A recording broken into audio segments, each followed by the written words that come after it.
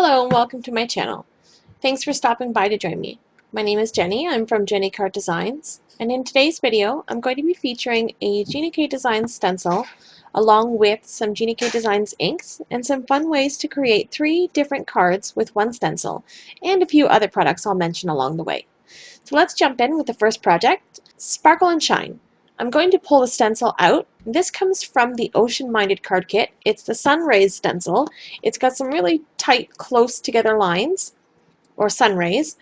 The colors I'll be using for all 3 of my projects today are Dusty Rose, Sweet Mango, Sweet Corn, Apple Mint, Ocean Mist, Blue Denim, Wild Wisteria, and Wild Lilac. I'm going to tape my stencil to my cardstock, and I will also want to get the center circle taped down, making sure it's directly centered in my cardstock. I'll just start blending my ink in rainbow order, basically thinking of this as sections of a pie. So I'll need 8 sections for my inks, and I'm being mindful on how much space each ink takes up. I'm concentrating the ink to the center of the circle and making a little bit softer as I blend it out to the edge. I'm just using a microfiber cloth to wipe off between colors, and some inks are darker than others, and I feel like I don't get quite enough ink off the brush, so I switch to another brush when I feel it's necessary.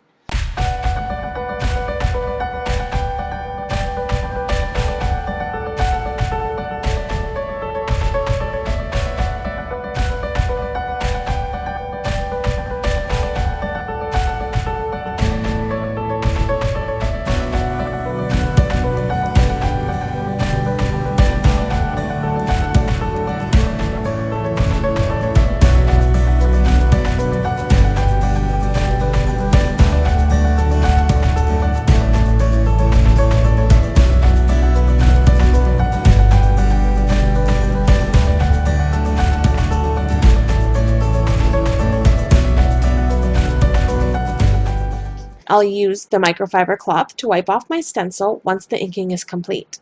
Then I'm going to apply some Nouveau Glimmer paste.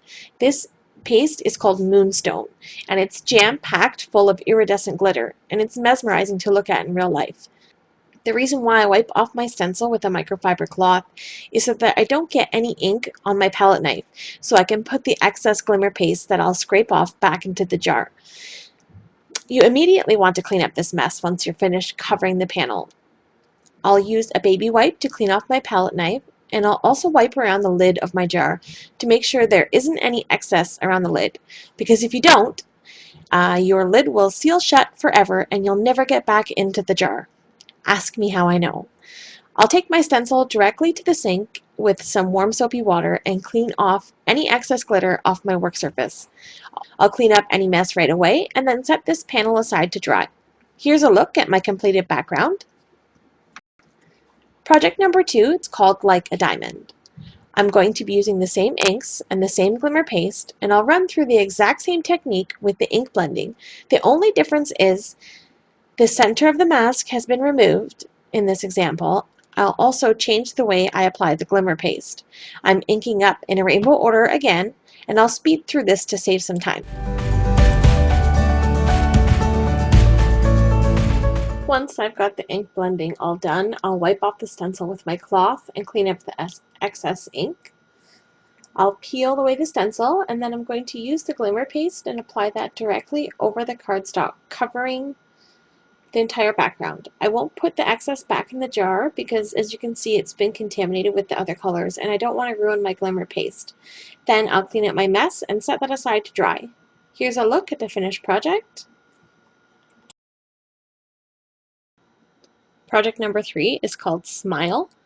This turns out to be my most favorite card of all. I'm going to start off with the exact same way as I had the last panel, inking everything up in rainbow order with the center panel removed. I'll leave a little bit of a white space in the center of this one.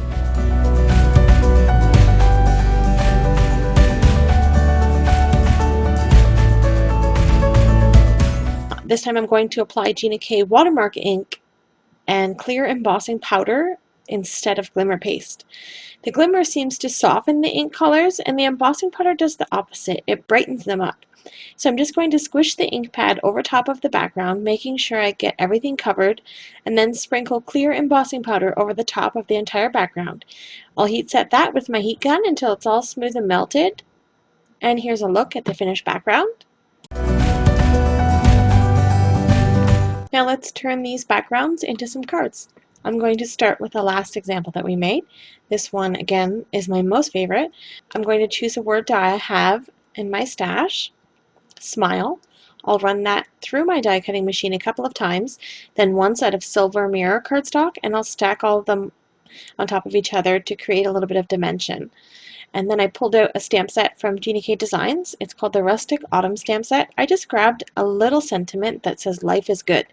And I'm going to stamp that on some black cardstock and heat emboss that with alabaster embossing powder.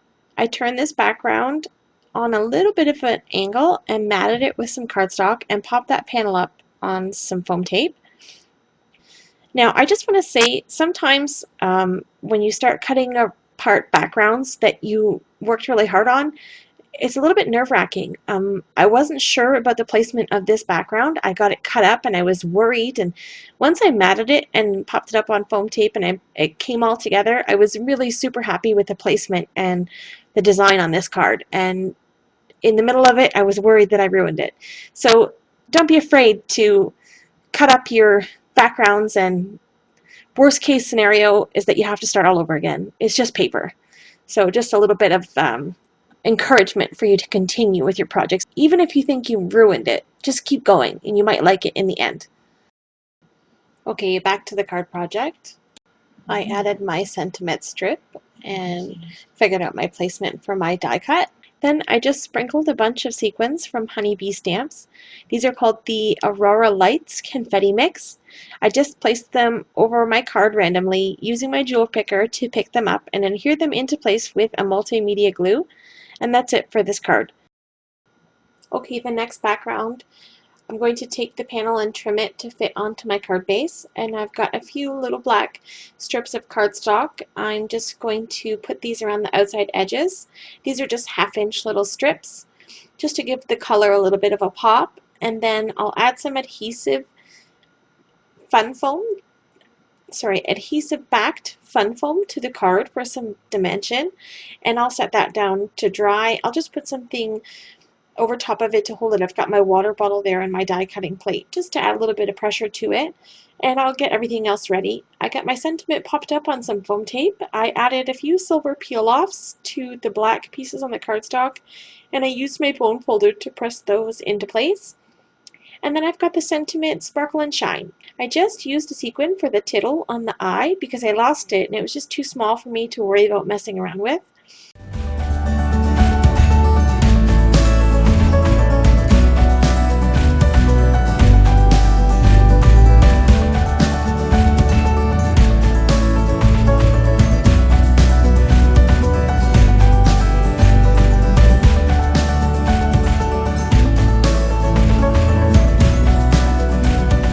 And then that's going to be it for this card.